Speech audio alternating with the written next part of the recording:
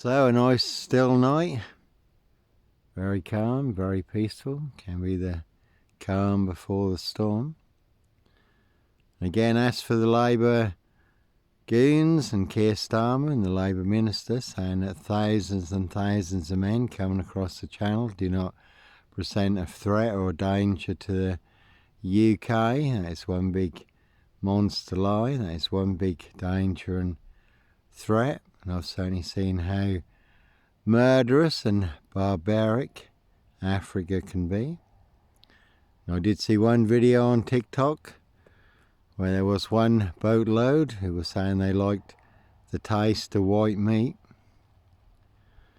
And when I was 19, I was up in Zaire, the Congo, up at Matadi, not far from the Livingstone's Falls. And so I have travelled the world, 23 different countries, and I always got on well with the locals, would blend in with the locals and go into the shanty areas. A lot of people go into the more touristy places, but I always like getting in with the locals. And Brazil, Africa. Right. Going up to the Kinshasa bar, walking through the shanty areas, the place just reeked of death. People were very cautious. No one would approach you. And we'd just come in from the Far East. I had short cropped hair. And what I didn't realise, they thought I was a mercenary. You had two warlords in Zaire. One had a cannibal army. One had a mercenary army. Both unleashed loads of atrocities on the locals. And the mercenaries fought the cannibal army through the forests of Zaire to their stronghold, where they held 1,500 European hostages. And the cannibal army said, if you try and storm our stronghold, we'll wear the hearts of these people around our necks. So the Americans flew in 600 Belgian paratroopers, and at the same time the mercenaries and the paratroopers stormed their stronghold. Before they got to the 1,500 European hostages, they had massacred 250 of them. And that's where I was when I was 19. I did come out of the Kinshasa bar. There were two women fighting. They weren't just fighting, they were trying to kill each other, watched by eight men. So I went to stop them, and this African gentleman got hold of my arm, said, "Sir, don't get involved. If you do, the men will turn on you. They will kill you." So again, I've seen how murderous and barbaric Africa can be. Again, Rwanda, hell on earth. Mass graves you could have put the population of this into at the time. People hiding in mass graves to avoid being massacred. The slaughter was relentless. Women, children, the elderly, men. And I say, my mum did say, "Johnny, we've got headless bodies coming down the river into Lake Victoria because of Rwanda, people dancing with fiendish delight in their victims' blood. Over 1 million people slaughtered in 100 days. So you open the door to the UK and to jihadists and terrorists too, into Europe, got a complete open door, and then you tell people that thousands and thousands of men entering the UK do not pose a risk or a threat, and to communities.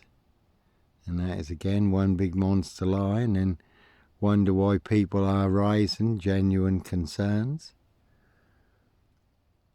And I have experienced the lion's breath in Africa.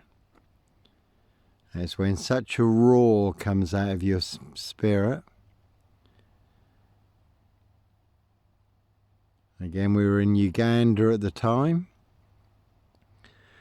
We were visiting some friends of Mum's, James and Jaya, some Asian friends of my mother's at the time. We had a nice meal together. I went just for a quiet time, just have a stretch, lay down. And as I lay there, I could see a woman, in my spirit, I could see a woman with her children And the look on her face just summarised everything that was going on in Rwanda. And obviously knowing that there would be those coming to massacre her, slaughter her and her children. And this kind of current just flowed up and down me by the Spirit of God. And then out of my innermost being came such a roar at those committing such atrocities towards women and children and the elderly. And the lion heart is certainly roaring in the UK now. It's going to become deafening for number 10 for the government. There is a big lion heart in this nation.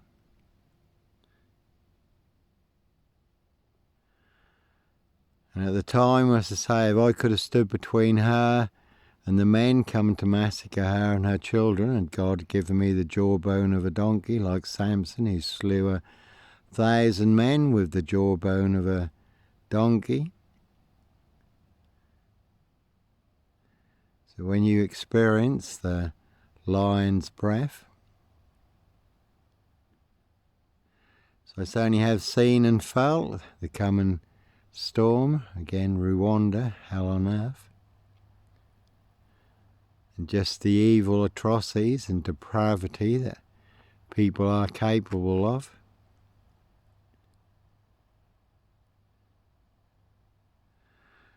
So again, when the goons in the Labour Party and Keir Starmer claim that this doesn't pose a threat and can't contemplate why people are genuinely concerned about what is taking place in the UK. And when they have to pay to see their country illegally invaded, overrun and overtaken, and they think that people are that's acceptable to the people of the UK. An Englishman, an Englishwoman can stand on the Magna Carta, the law of the land, and that's what the British corporation fear, Englishmen and Englishwomen, standing on the law of the land, common law, the Magna Carta. And when you know who you really are, that you're not a dead entity, a legal fiction. Some people don't realise in 1666 Parliament declared everyone dead, lost at sea, so you're only a dead entity, a legal fiction.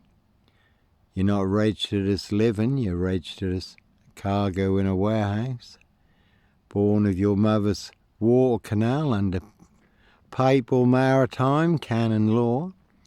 Again, you're not registered as living, you're registered as cargo in a warehouse. And they own you, and everything that you think you own belongs to them, has been put into their trust. And they've made you a trustee to be harvested, exploited, sacrificed, slaughtered, eternally trapped and enslaved. So when you know who you really are, under God's last will and constitution, that you are sovereign, you're a living fact, that you are chief executive, and you are sole beneficiary,